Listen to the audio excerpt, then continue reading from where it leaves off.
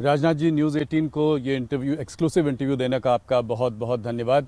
बिहार के चुनाव का माहौल है, ऑपरेशन सिंदूर के बाद आपका ये पहला इंटरव्यू है हमारे साथ।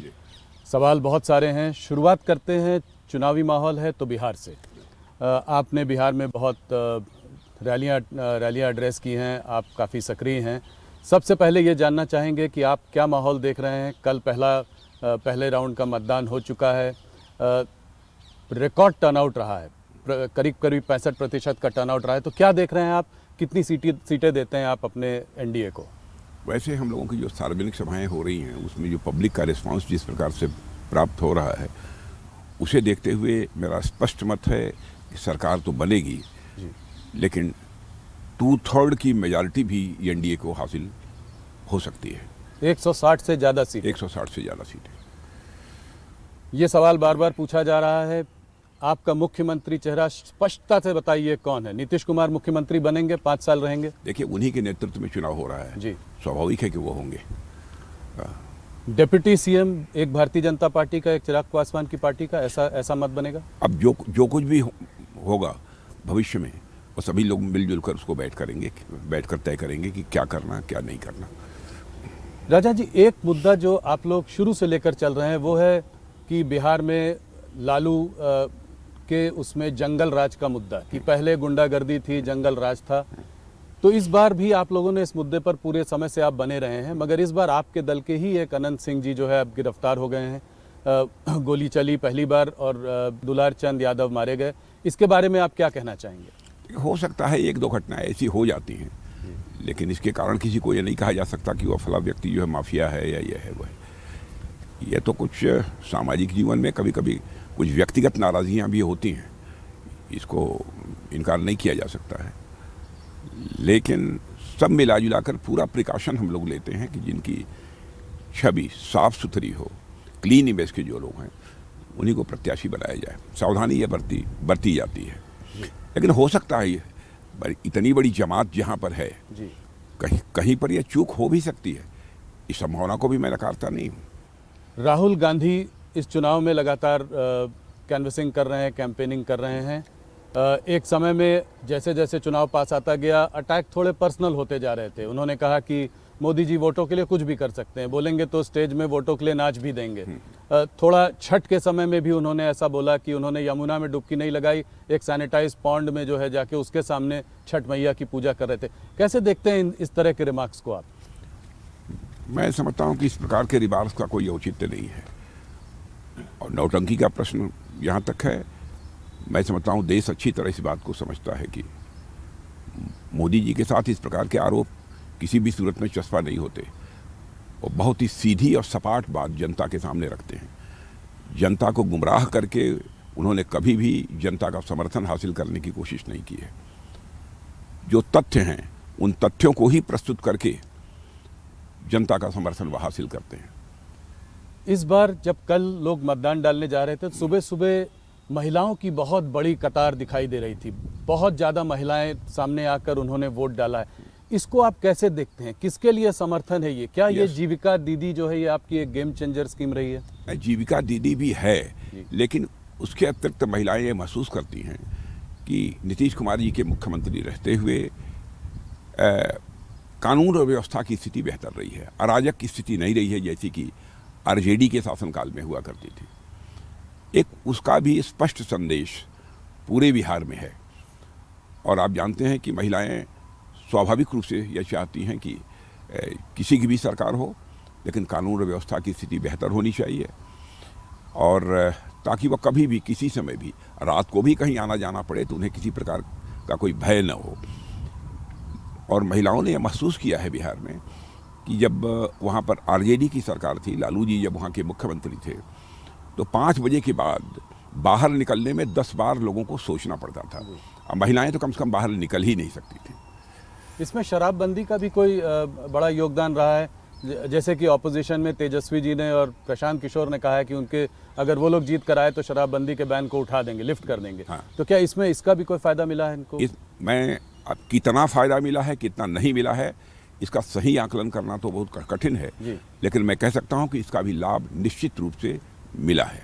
और महिलाओं ने तो इसे बहुत ही अच्छा महसूस किया है जी। क्योंकि अपनी प्रत्यक्ष आंखों के सामने जब देखती थी कि उनके परिवार के सदस्य भी लीकर का सेवन कर रहे हैं, शराब का सेवन कर रहे हैं, तो ये उन्हें अच्छा नहीं लगता था। एक बड़ा रेवेन्यू लॉस का एंगल भी इसमें है, करीब 20,000 करोड़ का रेवेन्यू लॉस बताते हैं कि सिर्फ इसकी वजह से हुआ है। तो देखिए, सामाजिक बुराइयों को दूर करने के लिए रेवेन्यू प्रॉफिट और रेवेन्यू लॉस के संबंध में विचार नहीं करना चाहिए, और उसको हम लोग कभी विचार भी नहीं करते हैं। हम राजनीति करते हैं तो समाज बनाने के लिए राजनीति करते हैं, केवल सत्ता हासिल करने के लिए हम राजनीति नहीं करते हैं। इस बार राजनाथ जी एक और फैक्टर देखा गया है जिसकी काफ़ी चर्चा है, वो है प्रशांत किशोर फैक्टर। लोग कह रहे हैं इस बार ये ट्रायंगुलर फाइट है। एक इन्होंने, प्रशांत किशोर जी ने अपनी नई पार्टी जनसुराज बनाई, पिछले 3 साल से बिहार में वो गांव-गांव जा रहे हैं, अपनी बात कह रहे हैं। तो क्या आप पीके फैक्टर कितना बड़ा है, कितना वोट शेयर उनको मिल पाएगा, किसका वोट अधिक काटेंगे, आपका या महागठबंधन? देखिए, मैं मानता हूं कि वो फैक्टर इनसिग्निफिकेंट है। अच्छा, इनसिग्निफिकेंट फैक्टर है, उस पर तो विचार करना ही नहीं चाहिए। देखिए, लंबे समय तक अपने मतों का प्रयोग करते करते अब इस देश की जनता राजनीतिक दृष्टि से काफ़ी जागरूक हो चुकी है।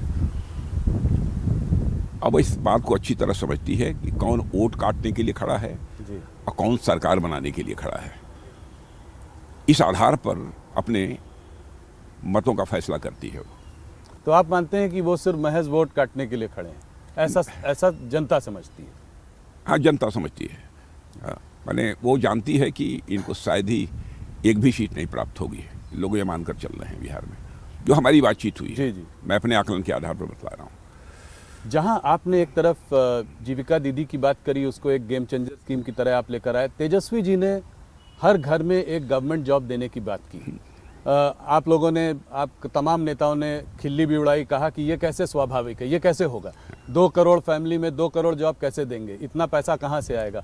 उसके बाद आपकी पार्टी ने खुद 1 करोड़ जॉब देने की बात कर डाली, ये कैसे? देखिए, ऐसा है ना कि लगभग हर परिवार में जो उन्होंने वो रोजगार देने की बात ये कही है, मैंने नौकरी देने की यह बात कही है, वो मुझे लगता है किसी भी सूरत में संभव नहीं है। और सरकारी नौकरी देने की बात कही है जी। हम लोगों ने जॉब देने की बात की है जी। जहाँ सरकारी नौकरी आवश्यक होगी, सरकारी नौकरी भी देंगे, लेकिन उनके हाथों के लिए कोई ना कोई काम मिले जी, ताकि वह अपनी जीविका ठीक तरीके से चला सके। यह हम सुनिश्चित करेंगे।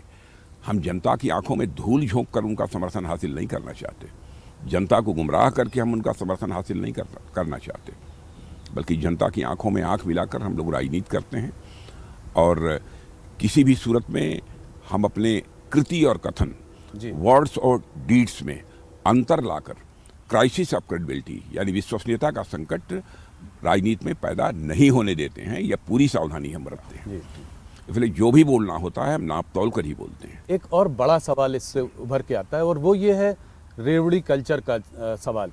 प्रधानमंत्री ने खुद इसका क्रिटिसिज्म किया है, मगर अगर आज आप देखें तो हर स्टेट में, चाहे वो मध्य प्रदेश हो, चाहे कर्नाटका हो, अब और आज बिहार में जिस तरह के वादे किए जा रहे हैं, ये कैसे संभव है कि इसको कैसे फंड किया जाएगा, रेवेन्यू कहाँ से आएगी?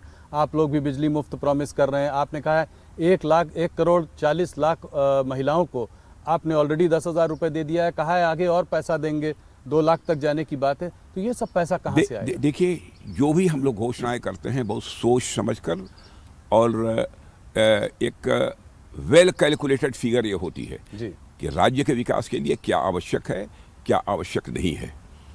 इस बात को ध्यान में रखकर ही हम लोग करते हैं।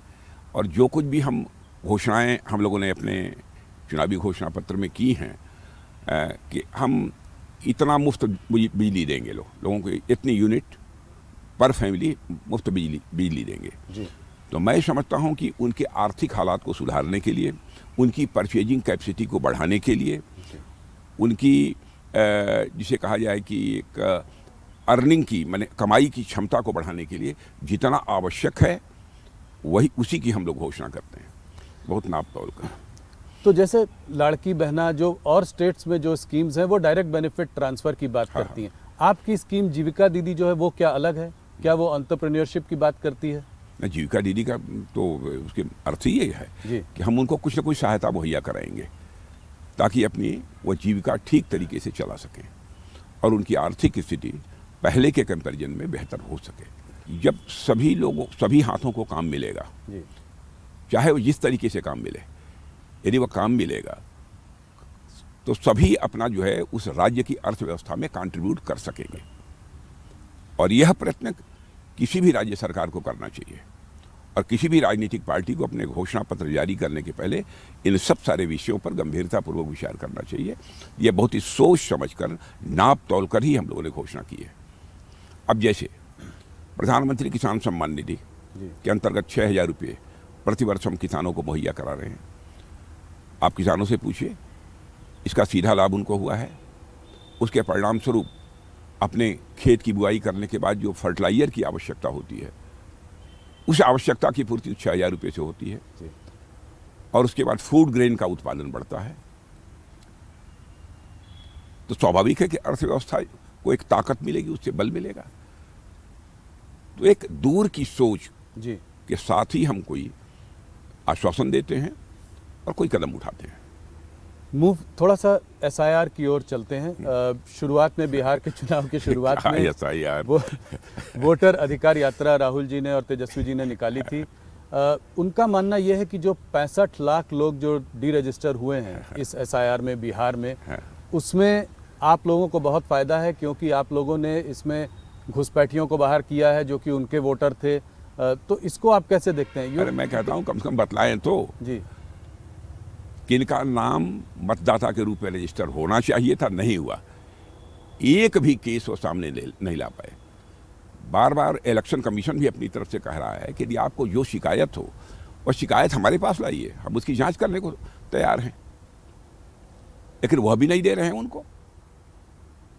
केवल देश की जनता को गुमराह करने के लिए कभी खड़े हो जाते हैं बहुत बड़े ब्लैक बोर्ड के सामने और जो है प्रेजेंटेशन देकर लोगों को गुमराह करने की कोशिश करते हैं।